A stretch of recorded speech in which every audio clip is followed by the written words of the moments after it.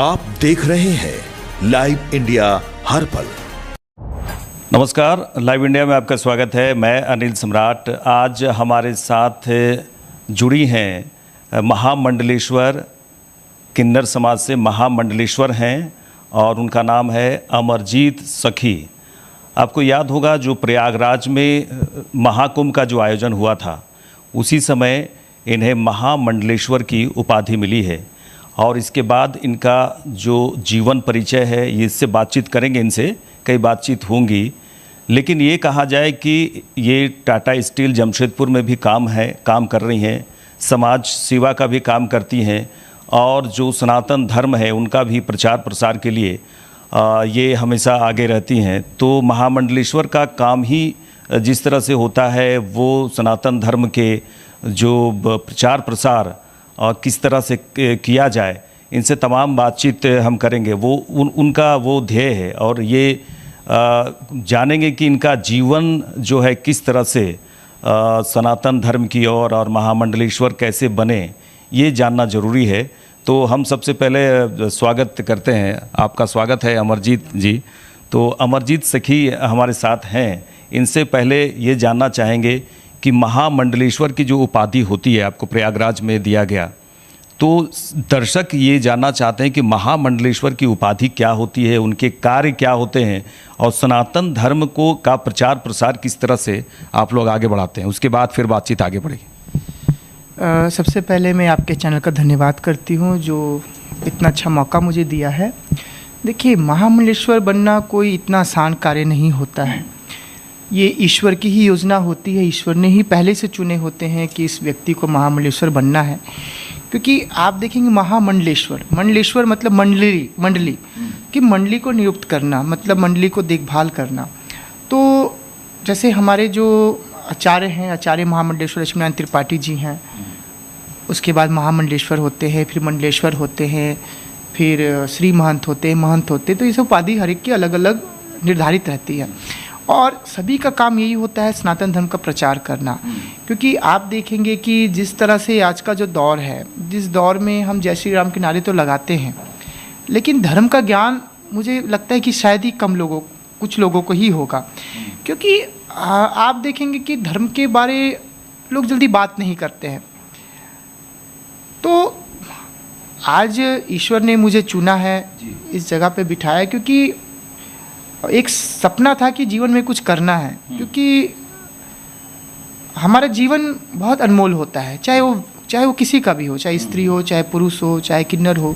तो हर एक का जीवन ना बहुत अनमोल है और जीवन के बहुत सारे उद्देश्य होते हैं, ठीक है ना। तो कई ऐसे लोग हैं जो शादी करते हैं तो उनका जो उद्देश्य है परिवार में ही ख़त्म हो जाता है, ठीक है। और हम किन्नर हैं, हम तो शादी नहीं करते हैं, हमारे बच्चे नहीं होते, तो पारिवारिक हमारा उद्देश्य नहीं रहता है। तो ऐसे ही किन्नर समाज की जो बात है, वो पहले से ही जब वो किन्नर पैदा होता है तो शुरू से वो संत हो जाता है। क्योंकि आप किसी भी किन्नर को देखेंगे ना, तो वो खुशियों में आपके घर जाते हैं, आपके दुख में आपके घर नहीं जाते हैं। तो खुशियों में कौन जाते हैं? जो आपको दुआएं देते हैं, जो आपके बारे सोचते हैं, जो आपके खुश रहने की कामना करते हैं, तो वो तो संत से कम नहीं है ना। अगर आप कुछ समय पीछे चले जाएंगे, जब देवताओं का समय था, तो उस समय एक किन्नर की बहुत वैल्यू थी।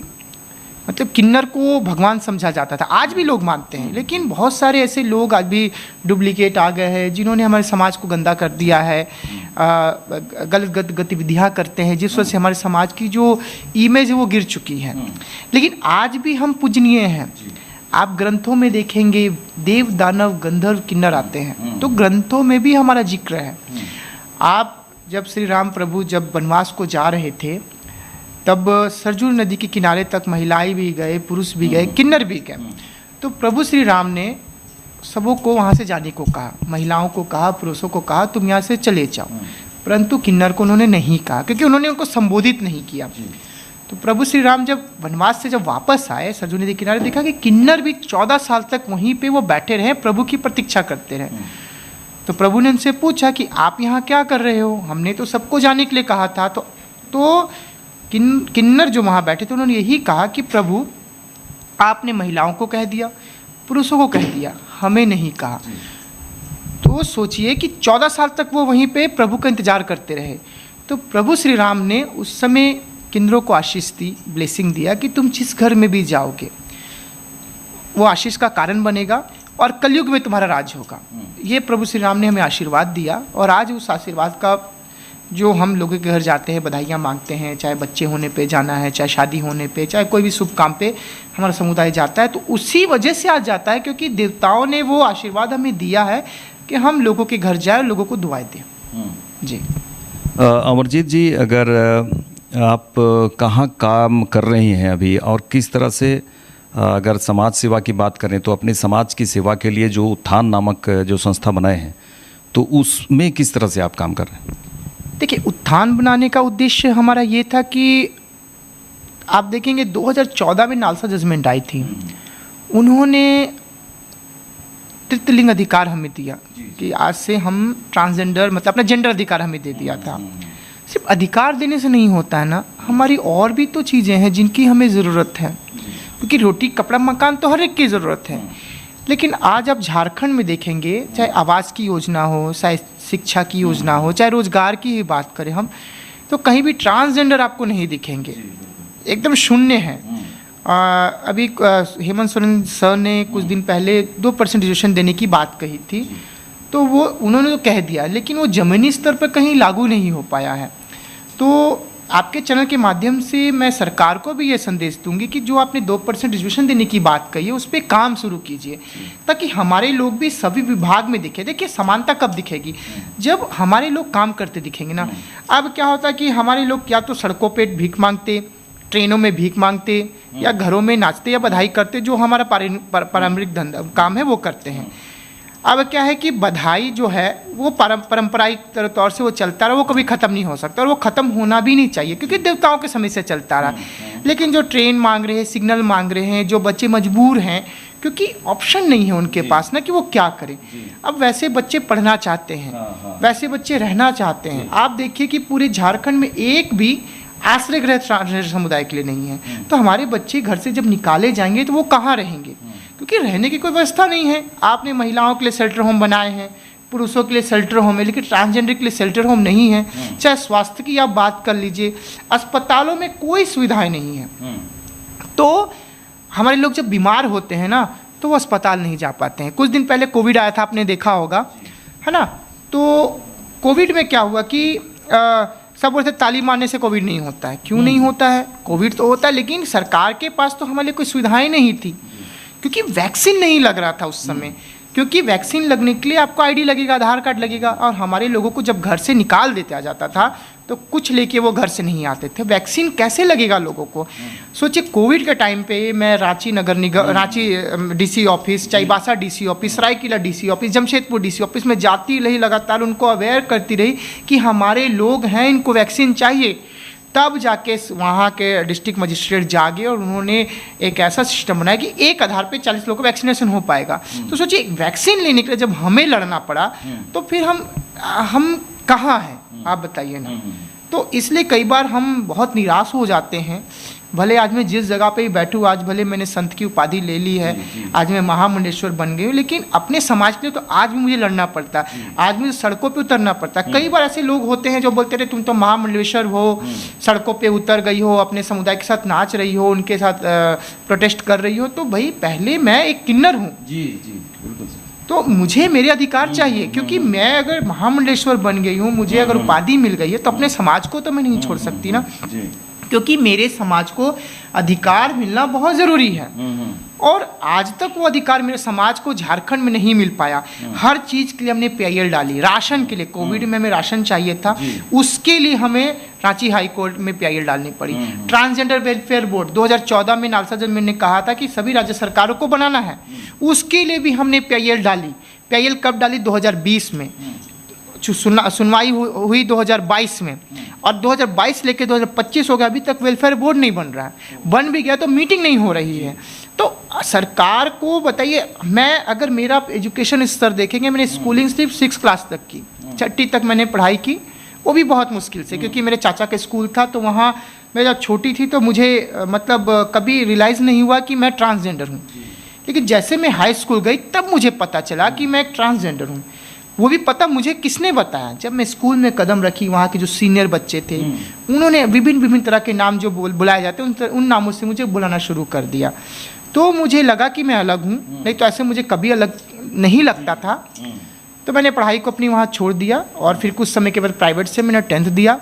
10th करने के बाद मैंने सोचा कि कुछ करना चाहिए जीवन में, तब मैंने उत्थान नाम की संस्था बनाई और उस पर काम करना शुरू किया। जी देखिए, ये ज़रूरी है कि अपने समाज के उत्थान के लिए तो सभी सोचते हैं, अपने समाज के उत्थान के लिए सभी का कहा जाए एक ग्रुप है और सभी अपने समाज के आगे बढ़ाने के लिए सरकार से भी मांग करते हैं कि हमारा समाज का उत्थान हो, सभी ये प्रयास करते हैं।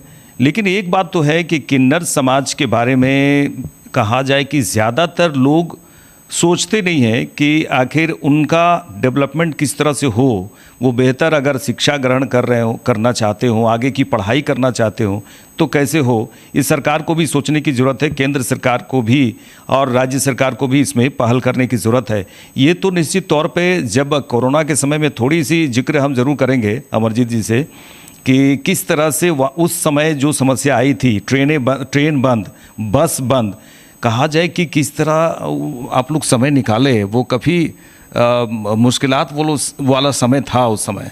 जी देखिए, जैसे आपने बताया कि ट्रेनें बंद, बसें बंद थी, तो मुझे गाड़ी किराए पे करनी पड़ती थी, मेरे पास पैसे भी नहीं होते थे, कर्ज लेती थी मैं, कर्ज लेके मैं आती थी। अब आप जानते हैं कोविड के टाइम पे कोई अधिकारी आपसे मिलेगा नहीं। 1 सप्ताह 2 सप्ताह में रांची में रहती थी, बिना खाए पिए मैं डीसी ऑफिस दिन भर बैठना है, जाके उनसे बात करने, क्योंकि मिलते नहीं थे वो। 1 सप्ताह 2 सप्ताह में बैठी रही, सुबह 10 बजे जाती थी, शाम 4 बजे तक बैठी रहती थी। डीसी सर आ रहे हैं, निकल गए, आ रहे हैं, निकल गए, आ रहे हैं, निकल गए। उस समय छवि रंजन सर थे। तो मुश्किलें बहुत हुई। लास्ट में फिर मैंने हंगामा किया डीसी ऑफिस के बाद। जब मैंने हंगामा किया, मीडिया को बुलाया, जब हंगामा हुआ तब डीसी सर ने मुझे घर बुलाया। ऑफिस में उनसे मेरी मुलाकात नहीं हो पाई। जब देखे कि किन्नर समुदाय के लोग हंगामा कर रहे हैं, तब उन्होंने अपने घर मुझे बुलाया और मुझसे मिल करके बात की। तब मैंने उनको अपनी समस्याओं से अवगत कराया कि सर ये समस्याएं हैं, ये चीज़ें हो रही हैं जिनके लिए हमें तैयार रहना है। क्योंकि आप देखेंगे पूरा विश्व उसमें तैयार हो रहा था, लेकिन जहाँ हमारे समुदाय की बात थी तब सारी तैयारियाँ शून्य थी।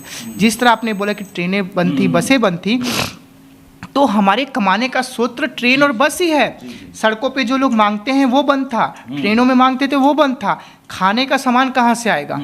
उसके लिए भी हमने घूम घूम कर लोगों के बीच सेंसिटाइजेशन किया, लोगों से राशन की गुहार की, लोगों से राशन लिया, कम्युनिटी में राशन बांटा। उस बीच हमें कोविड भी हो गया, कोरोना भी हो गया था, फिर भी हम हारे नहीं। हम बोले करना है, करके मरेंगे तो कुछ अच्छा लेके जाएंगे, लेकिन ऐसे मर जाएंगे तो कुछ नहीं लेके जाएंगे। तो हमने बहुत किया, PIL डाली, लेकिन PIL की सुनवाई कोविड खत्म के 2 साल बाद आई। सरकार उस समय जागी, बोल रही हम राशन देंगे, तो हमने बोला हमें नहीं चाहिए, अब हम राशन लेके आपसे क्या करेंगे। हमने बोला अपने पास रख लो, हमें ज़रूरत नहीं है। और बहुत सारी NGO आज भी है जो सपोर्ट करती हैं, और मेरे ख्याल से सिर्फ 10% NGO है जो सपोर्ट करती होंगी, और 90% NGO सिर्फ जब है कि गवर्नमेंट को दिखाती कि इनके लिए हम काम करें, उनका काम सिर्फ पैसा कमाना। ऐसी बहुत सारी है। आज के दौर में रांची में बहुत सारी से संस्थाएं काम कर रही हैं जिनका काम है सिर्फ ट्रांसजेंडर इश्यूज़ पे जाना है, सरकार को बताना है और सरकार से पैसे ऐंठने हैं। क्योंकि आप जान लीजिए कि आप अगर एक महिला है, महिला के अधिकार की महिला जान सकती है, उससे एक ट्रांसजेंडर का अधिकार एक ट्रांसजेंडर जानेगा। लेकिन यहाँ पे क्या होता है, जैसे ही हम मान लीजिए किसी ऑफिस में विजिट करने गए हैं, तो किसी संस्थाओं को पता चल गया अमरजीत जी आई थी उस ऑफिस में बात करने के लिए, वो दूसरे दिन ही पहुंच जाएंगे, प्रपोजल डाल देंगे कि सर हमारी संस्था जो है ट्रांसजेंडर के लिए काम करते हैं, हमें ये काम दीजिए। और यहाँ की जो सरकारी संस्थाओं भी बेवकूफ़ है, वो फट से देखती संस्था थोड़ी बड़ी उनको काम दे देती है। तो आप बताइए कि ट्रांसजेंडर अपने अधिकारों के बारे में ज़्यादा जानती है, लेकिन यहाँ पे कुछ ऐसी महिलाएं हैं जिनको सिर्फ दिखाना है कि हमने अपनी संस्था में पैसे लाने हैं, तुरंत वो प्रपोजल डाल देते हैं और काम लेने का लिए सोचते हैं। तो ये सब भी गलत है, क्योंकि आप ऐसे समाज को आगे बढ़ाइए, आप उनको सपोर्ट कीजिए, ना कि उनको नीचे कीजिए। क्योंकि हम बार बार हाथ नहीं ना फैलाएंगे, हमको सक्षम बनना है। जब हम सक्षम हैं तो ऐसे बहुत सारे लोग आते हैं जो पैर काटते हैं। ऐसे समाज में बहुत सारे लोग उनको पता चले कि अमरजीत जी या अमरजीत जी के लोग ये काम करो, तुरंत से उस जगह पे पहुंच जाएंगे और हमें मतलब गलत ठहरा देंगे। तो ये सब थोड़ा गलत बात है। बस मैं यही चाहूँगी कि लोग खुलकर आगे आएँ और हमारे समुदाय को सपोर्ट करें, क्योंकि हमारा समुदाय ना प्यार चाहता है। हमेशा आप देखेंगे ट्रेनों में जब आप जाते हैं तो बहुत सारे लोग आते हैं, ताली मारते हैं, ए बेटा पैसा दे, या गलत तरह की लैंग्वेज इस्तेमाल करते हैं। कई लोग हमसे बोलते हैं कि अमरजीत जी आप इतने अच्छे हैं, बट आपका समाज ट्रेन में जाने से इस तरह से भद्र तरह से बात करता है। तो मैं उनसे एक ही बात कहती हूँ कि जो आप देंगे ना आपको वही मिलेगा। आप सोचिए एक बच्चा जिसकी उम्र 12 साल की है, वो बचपन से ही मेंटल डिस्टर्ब है, उसको बचपन से लोग कोस रहे हैं, गालियां दे रहे हैं, बलात्कार कर रहे हैं, बट उसकी कोई नहीं सुन रहा। तो बच्चा बड़ा होकर क्या बनेगा? संस्कारिक तो नहीं बनेगा। जाहिर सी बात है, जो समाज ने उसको दिया है वही वो समाज को देगा। तो इसलिए जो मेरे अंदर है वही मेरे मुंह से निकलेगा। तो समाज को भी समझना है। आज अगर रेप की संख्या आप देखेंगे, सबसे ज़्यादा रेप जो है LGBT कम्युनिटी के साथ होता है, लेकिन कहीं भी रिकॉर्ड नहीं होता। क्यों? क्योंकि पेरेंट्स, सोसाइटी इस बात को दबा देते हैं। आप सावधान इंडिया बहुत लोगों ने देखा होगा, उसमें आप देख सकेंगे छोटे छोटे बच्चों का बलात्कार होते हुए बहुत सारे केस है। तो कभी उस पर कानूनी कार्रवाई नहीं, वो तो सावधान इंडिया चले टीवी में दिखा, लेकिन रियल लाइफ में ये चीज़ होती है। घर के चाचा, मामा, भाई बहन जो भी हैं वो उस बच्चे का शोषण करते हैं। अगर ये बच्चा अपनी बात अपने माँ को या अपने किसी सीनियर को बताता तो उसकी बात को दबा दिया जाता है। तो घर वालों को भी सोचना है, समझना है कि शोषण ना हो। शोषण होगा तो चीज़ें बहुत खराब हो जाएंगी। और इसलिए हमारे समाज के लोग का बोलने का तरीका अलग है, उनके रहने का तरीका अलग है, क्योंकि बचपन से उनको वही मिला है। जी जी। देखिए दर्शकों, झारखंड की पहली महामंडलेश्वर हैं अमरजीत सखी, और इनसे कई बातचीत कर रहे हैं इनके जीवन के बारे में और अपने समाज के उत्थान के लिए आगे बढ़ रहे हैं। किस तरह से समाज के उत्थान के लिए ये पूरी तरह से समर्पित हैं। और झारखंड के लिए कहा जाए गर्व की बात है कि महामंडलेश्वर झारखंड की पहली महामंडलेश्वर हैं। अमरजीत जी, अगर कहा जाए कि महामंडलेश्वर बनने के लिए वो थोड़ी जो परीक्षा किस तरह से होती है उसका जिक्र थोड़ा ज़रूरी होता है। देखिए, सबसे बड़ी बात तो धर्म का ज्ञान तो बहुत ज़रूरी है। अगर धर्म का ज्ञान नहीं है तो आप किसी भी गद्दी पे नहीं बैठ सकते हैं, ठीक है। और महामंडलेश्वर बनने के लिए सबसे पहले तो आपको पिंडदान अपना करना पड़ता है, ठीक है। पिंडदान करेंगे उसके बाद ही आपको महामंडलेश्वर उपाधि मिलेगी। अगर महिलाएं या पुरुष महामंडलेश्वर उपाधि लेने जाते हैं तो उनके बाल भी छीले जाते हैं, लेकिन हमने ये चीज़ें नहीं की। कई बार हमसे लोग पूछते भी हैं कि आपने अपना मुंडन नहीं करवाया, लेकिन हमारे गुरु ने बोला कि नहीं, आप देव योनि में आते हैं इसलिए आप ये चीज़ नहीं कर सकते हैं, तो हमने नहीं किया। तो जब पिंडदान हुआ तो पिंडदान जानते हैं क्या है। पिंडदान करने से आपको अपने परिवार को, समाज को छोड़ना पड़ता है। लेकिन एक संत होने के साथ मेरा ये कर्तव्य है कि मैं अपने माता पिता की देखभाल करूं।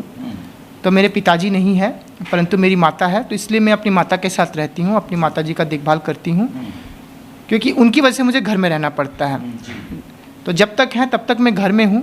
जिस दिन मेरी माता जी नहीं रहेंगी तो उस दिन मुझे पूरी तरह से संन्यास लेकर के जो हमारा जीवन होता है वो जीवन यापन करना पड़ेगा। प्रयागराज में कहा जाए कि महामंडलेश्वर, अगर फिल्म अभिनेत्री ममता कुलकर्णी के बारे में भी खूब चर्चा हुई, उस समय विवाद भी कुछ हुआ कि इतनी जल्दी एक अभिनेत्री हैं और कैसे उन्हें साध्वी वो भी महामंडलेश्वर का पद दिया जा रहा है। इसका विरोध भी हुआ था लेकिन उन्हें सपोर्ट भी मिला। तो आप लोगों का क्या इसमें ग्रुप अलग अलग है कि कोई सपोर्ट कर रहे हैं तो कोई उसको विरोध कर रहा है? एक सिक्के के दो पहलू होते हैं, ये बात तो आप जान लीजिए। अगर आप एक सिक्के को देख रहे हैं तो उनके दोनों पहलू को आपको देखना पड़ेगा, ठीक है। अगर ममता कुलकर्णी अगर खुद से आई हैं और वो सनातन धर्म को स्वीकार कर रही हैं तो ये कोई ख़राब बात नहीं है। हाँ, रही पद की बात, तो पद की बात जिस तरह से है तो हमारे जो आचार्य महामंडलेश्वर जी हैं उन्होंने उनकी परीक्षा ली और वो उनको काफ़ी समय से जानती थी।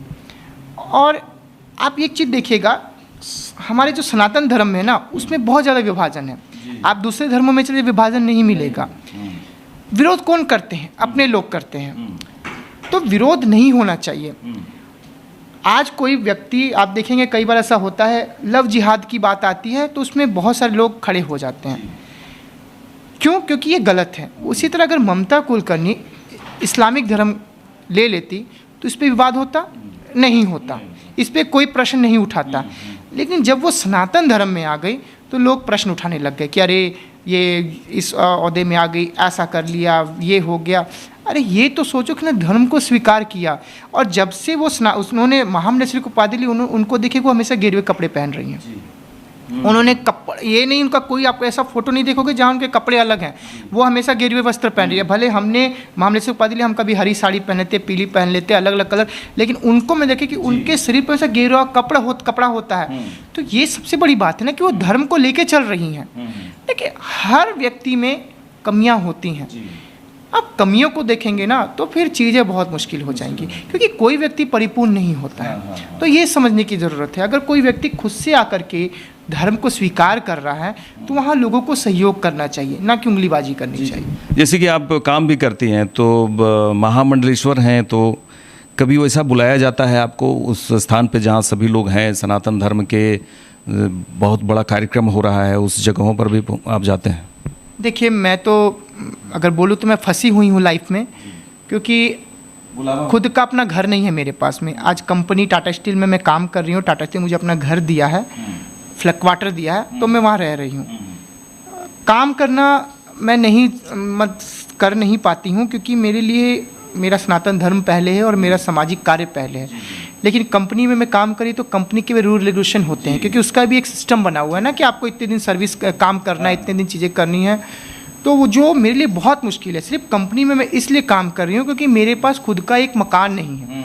आज मुझे रहने के लिए, जैसे मेरे घर में माँ बंगलामुखी विराजमान है, माँ बंगलामुखी की मैं उपासना करती हूँ, तो माँ बंगलामुखी का मंदिर बनाने के लिए जगह नहीं है, तो घर में माँ का मंदिर है, माँ बंगलामुखी, और मेरी खुद की माँ मेरे घर पे है, तो उनके लिए छत चाहिए ना। जो कंपनी ने मुझे छत दी, बस छत की वजह से आज मैं कंपनी में काम कर रही हूँ, और इसलिए मैं धर्म के प्रचार प्रसार में ज़्यादा समय नहीं दे पा रही हूँ, क्योंकि कमाने का कोई साधन नहीं है। क्योंकि मैं मतलब या बधाई नहीं करती हूँ या फिर अलग से कोई काम नहीं है, इस वजह से मजबूरन मुझे सर्विस करनी पड़ी। इसलिए मैं बड़े सम्मेलन में थोड़ा कम ही जा पाती हूँ, ज़्यादा आना जाना नहीं हो पाता है, क्योंकि आप दो नाव में पैर रख के तो नहीं चल सकते हैं। आप सरकार से समाज के लिए क्या चाहते हैं? जैसे कि दर्शकों, अगर कहा जाए कि सरकारी क्वार्टर में रहती हैं, ऐसे कई किन्नर समाज में हैं जिनका जो भाड़े के मकान में रहते हैं। निश्चित तौर पे सरकार को इस ओर ध्यान देने की ज़रूरत है कि आवास ज़रूरी होता है, आवास रहने के लिए। तो आप लोग क्या मांग कर रहे हैं? देखिए मैंने तो पहले शुरुआत में कि रोटी कपड़ा और मकान हर एक की ज़रूरत है। आप जैसे एक नॉर्मल कम्युनिटी है, जैसे मेल या फीमेल है, वो घर लेने जाते हैं, अगर वो सिंगल है उनको घर नहीं मिलता, पहले पूछा जाता है कि आप फैमिली या बैचलर है। जैसे आप बोल देंगे बैचलर, आपको घर नहीं देंगे, तो एक किन्नर बैचलर ही होता है, उसको घर कैसे मिलेगा? एक तो बैचलर ऊपर से किन्नर, तो और मुश्किलें हैं। जहाँ जो घर का किराया 4,000 है, लेकिन वो किन्नर समुदाय से 8,000 रुपये लिया जाएगा। उसमें से भी बहुत सारी रोक टोक की, आपके समाज के लोग नहीं आने चाहिए। तो अब बताइए, हमारे समाज के अगर लोग मेरे घर नहीं आएंगे तो क्या मेल आएगा? मेल आएगा तो आपको और ज़्यादा प्रॉब्लम हो जाएगी कि आपके यहाँ लड़के ला रहे हैं। तो प्रॉब्लम बहुत ज़्यादा हमारे समाज के साथ में। आज जैसे मैं कंपनी के क्वार्टर में रह रही हूँ, तो मेरे साथ भी समस्या, मैं किराए के मकान पे नहीं रह सकती, क्योंकि मुझे मंदिर बनाने नहीं देंगे। दूसरी बात है कि मैं किन्नर हूँ, तो मुझे किराए पे मकान नहीं मिलेगा। तो ये सबसे बड़ी दुविधा मेरे साथ है। तो मैं आपके चैनल के माध्यम से जितने सनातनी मेरे भाई बहन या जितने मतलब सहयोगी व्यक्ति, उनसे यही आशा करती हूँ कि आप आगे बढ़ के ऐसे जो सनातनी किन्नर हैं उनको आप सपोर्ट करें, ताकि वो सनातन धर्म का प्रचार करें। क्योंकि हम जो है ना, हम न्यूट्रल हैं, हम कहीं भी जा सकते हैं, महिलाओं के बीच भी जाके प्रचार कर सकते हैं, पुरुषों के बीच भी जा सकते हैं। तो हमें समस्याएं कहीं पे नहीं है, चाहे वो किसी तरह की भी बात हो, चाहे वो सेंसिटाइजेशन हो, किसी तरह की एडवोकेसी हो, हम हर जेंडर के बीच जा सकते हैं और हर तरह से प्रचार प्रसार कर सकते हैं। जी, ये बताइए, आप तो सरकार से डिमांड भी करती हैं, बीच बीच में आवेदन देती हैं, लेकिन क्या आपके सपोर्ट में कभी विधायक जी बोले, कभी सांसद महोदय बोले कि भाई हम आप लोग के लिए बहुत कुछ करने जाएंगे, एक अलग योजना बनाएंगे, कभी ऐसा? देखिए, सांसद और विधायक को मैं दोष नहीं ठहराती हूँ, क्योंकि वो बंधे हुए हैं, क्योंकि कड़ी होती है ना, इसके ऊपर इसके ऊपर इसके ऊपर इसके ऊपर, तो वो कड़ियों को तोड़ना बहुत मुश्किल होता है। जैसे मान लीजिए कि हम स्टेट में जाते हैं, कोई बात कहते तो बोलते केंद्र में ये पास नहीं हुआ है। जैसे आप देखेंगे छत्तीसगढ़ में बहुत सारी योजना है ट्रांसजेंडर के लिए, उस योजना को लेकर के मैं यहाँ के अधिकारियों के पास जाती हूँ, तो वो बोलते हैं नहीं ये हम नहीं कर सकते हैं क्योंकि ऐसा हमारे में नहीं आया है, ऊपर से आएगा तब। ऊपर से क्या आएगा, जब झारखंड राज्य अलग है तो राज्य की अलग से गतिविधियाँ होती हैं और राज्य को अलग से बहुत कुछ करना है, लेकिन वो बोलेंगे ऊपर से आदेश कौन देगा। आप काम करेंगे तब तो जाके काम होगा। जिस तरह से आप पेंशन योजना की बात करते हैं, झारखंड सरकार ने 1000 पेंशन देने की बात कही है, तो 1000 में क्या होता है, आप मैया सम्मान योजना आप जो है महिलाओं को 2500 रुपये दे रहे। जब महिलाओं का आंकड़ा इतना है, ट्रांसजेंडर का आंकड़ा इतना है, उसको आप 1000 दे रहे। अरे ट्रांसजेंडर जहाँ पे महिलाएं होगी 2 लाख, वहाँ ट्रांसजेंडर होंगे 5000, तो आप उनको थोड़ा बढ़ा के दीजिए ताकि वो जीवन यापन कर सके। 1000 में क्या होता है। तो ये चीज़ें बहुत मुश्किल है, इसलिए हम किसी नेता को या किसी विधायक को, किसी सांसद को हम दोषी नहीं ठहराते, क्योंकि हर व्यक्ति अपने हिसाब से कार्य करना चाहता है, लेकिन वो व्यक्ति बंधा हुआ है।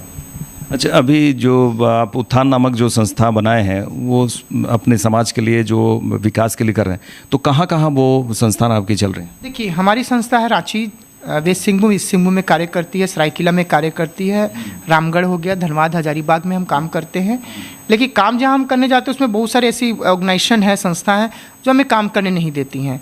वो क्या चाहती हैं कि जैसे हम तो फ्री में जाते हैं, भाई हमें सेंसिटाइजेशन करना है, हम फ्री में करें, लेकिन उनका काम है पैसा कमाना। तो मैं आपको थोड़ी देर पहले बताया कि वो जा करके सिर्फ काम को काम जैसा देख करके वहाँ से पैसे हट लेती हैं। सरकार ने उनको पैसा दे दिया, काम नहीं हो रहा है। काम कैसे होगा, क्योंकि सरकार ने उसको पैसा दे दिया। उसके पास जो फंड है, सरकार ने मान लीजिए एक सेंसिटाइजेशन कार्यक्रम के 10,000 रुपये दिया, वो क्या करेंगे, 5000 का काम करके 5000 बचा लेंगे। तो 5000 में क्या आप सेंसिटाइजेशन करेंगे, लेकिन हम क्या फ्री में करते हैं, लेकिन सरकार हमें काम नहीं देती है। तो ये सबसे बड़ी दुविधा हमारे साथ है। अगर आप देखेंगे Jharkhand AIDS control society, Ranchi में इसका ऑफिस है, इसके हर जिले में टीआई चलते हैं, टारगेट इन्वेंशन, जिसमें ये ट्रांसजेंडर पे भी काम करते हैं। इतना फंड आता है, लेकिन वो फंड कहीं भी सही तरीके से इस्तेमाल नहीं होता।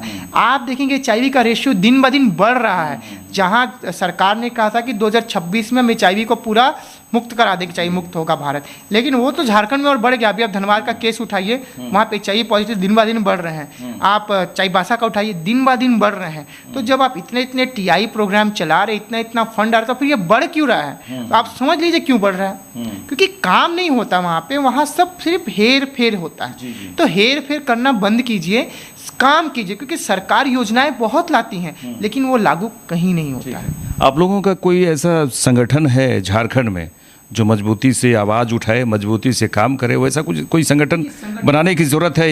देखिए, संगठन है और संगठन बना भी हुआ है, लेकिन आप जानते हैं ना, जिसकी आवाज़ बुलंद होती है उसको दबा दिया जाता है। तो यही बात है कि हम हमेशा सड़कों पे आते हैं। आप देखेंगे हम हर बार प्राइड मंथ में आप प्राइड निकालते हैं, पूरा झारखंड इकट्ठा होता है और हम झारखंडी कल्चर में हम यहाँ पे प्राइड करते हैं और सरकार को जगाते हैं कि सरकार जागिए, हमारी ये मूलभूत आवश्यकताएं को पूरा कीजिए। ये करते हुए 5 साल हो गए, आज तक देखिए आप कोई परिवर्तन नहीं आया। इस बार देखिए, अब दुर्गा पूजा में किस तरह से आप लोग तैयारी करते हैं, और आपके साथ ये ज़रूर बताइएगा कि आपके साथ और कितने जो किन्नर समाज से जुड़े हुए हैं आपके साथ रहती हैं, आपकी बातों को समझती हैं, आपकी बातों से वो प्रेरणा लेती हैं, आगे बढ़ती हैं? देखिए, अगर आप हमारे सनातन धर्म की बात करेंगे तो उससे एक महंत आनंदी और महंत हिमांशी हम मेरे साथ रहती हैं, जो हमेशा मेरे साथ चलती हैं। उसके बाद से और भी हमारे शिष्य जिन्होंने हमसे दीक्षा ली हुई है। ये तो हमारे धर्म से हो गया। और बाकी जो हमारे किन्नर समुदाय में हमारे गुरु चेला परंपरा चलती है, तो हमारे गुरु है शकीला नायक जी जो जमशेदपुर में है, और लक्ष्मी नारायण त्रिपाठी भी हमारे गुरु हैं। साथ ही मेरे भी चेले हैं, मतलब जमशेदपुर में भी है, चाईबासा में भी है, रामगढ़ में, रांची में, हर जगह हमारे शिष्य हैं। तो गुरु चेला परंपरा हमारी चलती है। फिर मेरे शिष्य के भी आगे शिष्य हैं। तो ये जुड़ाव हमारा शुरू से चलता आ रहा है, ये परंपराओं के साथ ही ये जुड़ाव है जी।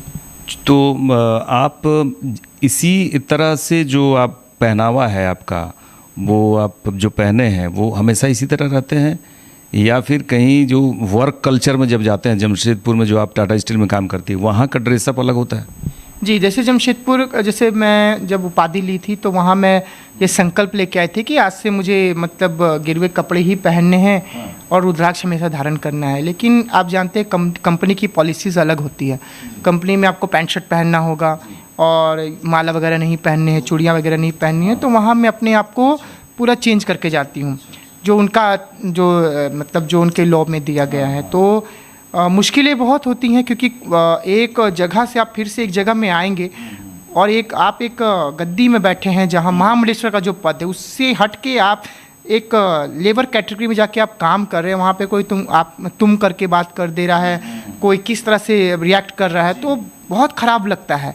लेकिन देखिए, अब अगर जीवन यापन करना है तो चीज़ों को तो समझ के करना होगा। ये सब चीज़ों को मन से निकालना होगा कि वो सेक्टर अलग है, मेरा ये सेक्टर अलग है, दोनों बहुत अलग है। तो दुर्गा पूजा का जो समय आ रहा है, नवरात्र, आप किस तरह से आप देखिए, माँ दुर्गा की शुरू से मैं तो जब 8 साल की थी तब से ही माँ की प्रतिमा मैं खुद से बनाती हूँ। और माँ की प्रतिमा बनाने के बाद हम 9 दिन माँ की पूजा करते हैं, पूरा समाज हमारा इकट्ठा होता है, माँ की पूजा करते हैं। तो ये हमारे लिए बहुत उत्साह का पल होता है, क्योंकि पूजा तो 9 दिन होती है, लेकिन मूर्ति हम 1 महीना पहले से बनाना शुरू कर देते हैं। मिट्टी लाना, पुआल लाना, उसको बनाना, फिर माँ को एक स्वरूप देना, फिर माँ से प्रार्थना करना कि माँ हम तेरे स्वरूप को बना रहे, उसमें आप आ जाओ माँ। और जब हम माँ की आंखों को बनाते हैं तो माँ की आंखों को बनाने समय भी हम माँ से ये प्रार्थना करते हैं कि माँ आज हम आपकी आंखों को बना रहे हैं, इसी तरह समाज को ऐसी दृष्टि दे कि समाज जो है सही गलत को जान सके। क्योंकि समाज जो है वो सही को कम जानना चाहता है, गलत को ज़्यादा जानना चाहता है। इसलिए समाज को ऐसी दृष्टि दे माँ कि समाज सही गलत को सही से पहचाने और लोगों का कल्याण करे। यही माँ से प्रार्थना रहती है। देखिए, किन्नर समाज में अमरजीत जी एक लोगों की ये भी शिकायत रहती है कि जब भी कहीं बच्चे का जन्म हो तो डिमांड जो है इतने हाई कर देते हैं, जिसके कारण कभी कभी ऐसे मेरे पास भी खबरें आती हैं कि वहाँ पे कुछ विवाद सा हो जाता है। तो ये कैसे है, इसमें कुछ सुधार होता है या फिर? मैं बताती हूँ। अगर आज आप महंगाई देख रहे कितनी बढ़ गई है, ठीक है, महंगाई बढ़ गई है, और आप किसी किन्नर के डेरे में चले जाइए, आप चाहे रांची में चले जाइए, नरगिस माँ है यहाँ पे, मैं माँ बोलती हूँ उनको, उनके यहाँ 50 चेले रहते हैं जो समाज से टुकराए हुए हैं, जो घर से निकाले हुए हैं, जिनको समाज ने तुच्छ समझकर फेंक दिया था। ऐसे लोगों को उठा के उन्होंने अपने घर पे रखा, चाहे हमारी शकीला नायक जी हो जाए, चाहे हमारी जी रेखा नायक जी हो, चाहे नीलू नायक हो जाए, चाहे सवरिया नायक जी हो जाए, चाहे कोई भी नायक हो जाए, जो भी गुरु है, उसने ऐसे लोगों को अपने घर पे रखा। अब आप समझिए, आज के समय में एक व्यक्ति का खर्च कितना है, ठीक है, सरकार ने कोई योजनाएं नहीं दी, कोई घर नहीं दिया, कुछ नहीं हमारे पास। तो हमारा जो कल्चर है, जो शुरू से चलता आ रहा है, उसको ही हम करते हैं।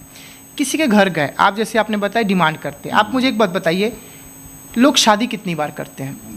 एक ही बार करेंगे। तो हम तो आपकी शादी में एक ही बार मांगने आएंगे। आज के टाइम पे लोग 1 या 2 बच्चे कर रहे हैं, उससे ज़्यादा नहीं करते हैं। तो 1 या 2 बच्चे में हम आपके पास आएंगे, उसके बाद हम आपके घर झांकने नहीं आएंगे। शादी 1 बार, बच्चे 1 से 2 बार, मतलब 3 बार। 3 बार हम आके आपसे डिमांड करते हैं। वो डिमांड इसलिए करते हैं क्योंकि ये निर्धारित है। एक चीज़ याद है, कुछ भी समय से पहले नहीं होता, सब कुछ समय के साथ होता है। जो ईश्वर ने तय कर दिया वही होगा, हम चाह के उस चीज़ को बदल नहीं सकते। तो ये निश्चित होता है कि किन्नर को उसके घर जाना है, उसके घर से ले कर के आना है, उसके घर की बलाएँ लेकर के आनी है, उसके घर में दुआएं दे के आनी है। तो हम हक से ये चीज़ मांगते हैं, हक जताते हैं कि तेरे घर ईश्वर ने वरदान दिया है, तो हम तुझसे लेने आए हैं तेरी बलाओं को, तो तुम हमें इतना दो। तो इस हक से हम उससे मांगते हैं, और ये हक है, क्योंकि हक हम आपसे 3 बार ही दिखा सकते, उससे आगे हम आपसे नहीं दिखाते। तो इसलिए जैसा किन्नर जाते हैं, उनका डिमांड रहता है 21, किसी का 51, किसी का 11, तो वो डिमांड रखते हैं। अब जिसकी जैसी क्षमता है। अब क्या होता है ना, देखिए प्रॉब्लम यहाँ पे क्यों झगड़ा होता है। जैसे किन्नर मांगने आए हैं, तो जब वो मांग रहे हैं, किसी ने आपसे डिमांड कर दिया। मैंने आपको थोड़ी देर पहले बोला कि सोसाइटी ने हमें इतना कोसा, इतनी गालियां दी, इतना हमें डिप्रेशन दिया कि मेरे मुंह से वही निकलेगा, अच्छी चीज़ें नहीं निकलेंगी। फिर भी हम कोशिश करते, किसी जाता जजमान के घर जा रहे तो हम अच्छे से बात करें। उसमें 2-4 लोग आ जाएंगे, अब तुम ऐसे हो, तुम वैसे हो, तुम ये हो, तुम वो हो, फलना ऐसा है, वो कमियां निकालने लग जाएंगे। फिर क्या होगा, हम निकल देंगे, भागो यहाँ से। तो देखिए, मैंने क्या कहा, हम हक से जाते हैं और हक से मांगते हैं, क्योंकि ये ईश्वर ने हमें ये वरदान दिया है। तो आप अच्छे से बात कीजिए, आप अच्छे से बताइए कि हाँ दीदी ये इशू है, हाँ दीदी ऐसी प्रॉब्लम है, हम नहीं दे सकते हैं, या हमसे इतना ले लीजिए। लेकिन वहाँ पे क्या होता है, वो गालियाँ देने लगते हैं, मारपीट करने लगते हैं, गंदी गंदी बातें करने लगते हैं। तो वो चीज़ें होती हैं। देखिए, ताली दोनों हाथ से बजती है, एक हाथ से नहीं बजती हैं। तो ये चीज़ें होती। आप बताइए, कितनी भी बड़ी सोसाइटी में किन्नर रहते हैं, वहाँ झगड़ा नहीं होता? वहाँ कभी झगड़ा नहीं हुआ। क्यों नहीं होता? क्योंकि वहाँ पे जब किन्नर मांगते हैं तो खुशी से देते हैं, क्योंकि उनको खुशी होती है कि हाँ मेरे घर शादी हुई है, हाँ मेरे घर बच्चा हुआ। कई जगह मैं भी गई हूँ मांगने के लिए, तो जब उनके घर बच्चा नहीं हुआ तो मैंने बोला माँ आपके घर बच्चा हो जाएगा तो मैं इतना लूँगी। मैं गई तो उन्होंने दिया, क्योंकि उनको खुशी हुई। अब जिनको खुशी नहीं हुई तब उनसे तो उम्मीद नहीं रख सकते हैं, तो यही वाली बात है।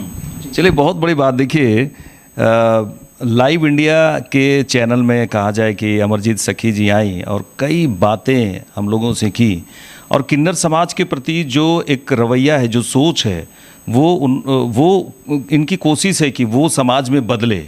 हालांकि वो खुद के समाज के लिए भी एक उत्थान नामक संस्था बनाई है जो आगे बढ़ा रही हैं। झारखंड में विकास की राह पर वो भी है, और ये खुद टाटा स्टील में काम करती हैं, और उसके बाद महामंडलेश्वर भी इनको उपाधि मिला है सनातन धर्म का। काफ़ी कहा जाए एक बड़ी जिम्मेदारी है, और ये झारखंड के लिए भी गर्व की बात है कि महामंडलेश्वर पहली महामंडलेश्वर हैं, और बहुत बड़ी जिम्मेदारी इनके कंधों पर है कि किस तरह से एक पेशा आप जो है वो नौकरी उसे भी देखना है, और महामंडलेश्वर हैं तो सनातन धर्म का प्रचार प्रसार भी करना है। उत्थान नामक संस्था जो बनाई है वो उसे भी आगे बढ़ाना है। अमरजीत जी, काफ़ी व्यस्त, मतलब जल्दी से हम ये पूछना चाहेंगे, काफ़ी व्यस्तता भरी ज़िंदगी आपकी है जी, जो पर हर दिन आपका जो देखिए यही तो सर समस्या कि मेरे पास समय की बहुत कमी है, क्योंकि मेरे घर में मेरी 2 माँ हैं। एक मेरी खुद जिसने मुझे जन्म दिया, और जो मेरी जगजननी माँ बगलामुखी उसको रखा है। तो माँ की रोज़ आराधना करनी है, माँ की सेवा करनी है, उस बीच काम भी मुझे करना है, समाज के कार्य भी करने हैं, और सनातन धर्म का प्रचार प्रसार भी करना है। तो इतनी व्यस्तता हो जाती है कि खुद के लिए समय निकालना ही बहुत मुश्किल होता है। लेकिन फिर भी ईश्वर ने इस धरती पे भेजा है तो सब कुछ देखना होगा और सब कुछ करना होगा, और समय के साथ सब होगा, मैं ये जानती हूँ। अंत में दर्शकों के लिए कुछ अपना हाँ, मैं दर्शकों को यही कहना चाहूँगी कि सही समय का इंतज़ार करें। जैसे बहुत सारे लोग हैं, कई बार हमसे कहते हैं कि ये समस्या हो रही, वो समस्या होती है। एक चीज़ जान लीजिए, घनघोर रात के बाद ही ना सवेरा होता है। तो जीवन में जब तक समस्याएं नहीं आएंगी ना, तब तक आप सुख को नहीं अनुभव कर पाएंगे। इसलिए जब समस्याएं आ रही हैं तो समस्याओं से लड़ने का सोचिए, और दुख आना अनिवार्य है। दुख नहीं आएगा तो सुख की प्राप्ति नहीं होगी। इसलिए दुख जब आता है तो ईश्वर को धन्यवाद कीजिए कि प्रभु अभी दुख आया है तो इससे लड़ने की हमें शक्ति दीजिए, और दुख कटेगा और सुख आएगा। क्योंकि देखिए कि जब तेज गर्मी होती है तो ही बारिश होती है, और बारिश के बाद कितना अच्छा मौसम हो जाए, कितना अच्छा वातावरण होता है, शुद्ध एकदम पवित्र सब कुछ हो जाता है। तो इस तरह जीवन है हमारा, जीवन में उथल पुथल बहुत ज़रूरी है, समस्या आनी बहुत ज़रूरी है। जब तक उथल पुथल नहीं होगा, समस्याएं नहीं आएंगी, तब तक हम जिंदगी को अच्छे से जी नहीं पाएंगे। चलिए, बहुत बहुत बहुत बड़ी बातें इन्होंने की हैं अमरजीत सखी जी। श्री श्री महामंडलेश्वर हमारे संस्थान में आई, लाइव इंडिया में आई, और कई बातें उन्होंने की। और सबसे बड़ी बात है दर्शकों, जो जीवन में जो उतार चढ़ाव होता है उसके बारे में भी इन्होंने कहा कि आप जो घबराइए नहीं, जो परिस्थितियां होती हैं वो बदलती हैं। मौसम जिस तरह से बदलते हैं उसी तरह से परिस्थितियां भी बदलती है। सुख और दुख का आना जाना लगा रहता है। ये बहुत बड़ी बात इन्होंने की। महामंडलेश्वर की जो उपाधि प्राप्त हुई है उसके बाद इनका काम बढ़ता जा रहा है, और सनातन धर्म का प्रचार हर दिन होता जा रहा है। अपने जो समाज है उसके लिए भी ये काम कर रही हैं। लेकिन सबसे बड़ी बात है कि सभी को, जो अन्य समाज के लोग भी हैं, उन्हें भी इनके समाज के उत्थान के लिए ज़रूर सोचना चाहिए, और कैसे आगे बढ़े। और सरकार, अगर केंद्र सरकार है, राज्य सरकार है, इनके समाज के लिए क्या बेहतर से बेहतर काम हो सके, इसे लेकर एक योजना बनाने की ज़रूरत है, रणनीति बनाने की ज़रूरत है, और उसके बाद इनका समाज भी आगे बढ़ेगा। क्योंकि हमारे बीच इनका बहुत ही महत्व है, और महत्व शादी के समय में, महत्व जन्मदिन के समय में वो दिखता है। जब वो आनंद के साथ में, जब बच्चे का जन्म होता है किसी के घर में, जो किस तरह से आनंदित होते हैं सभी। और सोचिए, हमारे घर के परिवार नहीं हैं, लेकिन उसके बाद भी इतने आनंद के साथ में हमारे घर पे आते हैं और आशीर्वाद दे के जाते हैं। कुछ थोड़ी पैसे की डिमांड जो करते हैं वो भी ज़रूरी होता है, पैसे खुशी से देना। क्योंकि शादियों में कहा जाए कि कितने लाखों खर्च कर देते हैं, लेकिन जब घर में किन्नर आते हैं तो पैसे देने में समस्याएं आने लगती है। लेकिन ऐसी बात नहीं है, आप उत्साह के साथ में और भरपूर कहा जाए कि अपने जो इच्छा से खूब पैसे भी देने चाहिए, ये ज़रूरी है। लेकिन महामंडलेश्वर की जो उपाधि हम बार बार कह रहे हैं, इन्हें मिला है, और ये सनातन धर्म को आगे बढ़ाने के लिए एक गति प्रदान इनका करना इनका लक्ष्य है, और बहुत ही आगे बढ़ रही हैं और लोगों को आशीर्वाद भी दे रही हैं। देखते रहिए, ये खास इंटरव्यू ज़रूर देखिएगा। महामंडलेश्वर अमरजीत सखी के जो हमने लिया, ये बहुत ही बेहद ही खास इंटरव्यू है, ये ज़रूर देखिएगा। लेकिन लाइव इंडिया हर पल ज़रूर देखते रहिए। नमस्कार।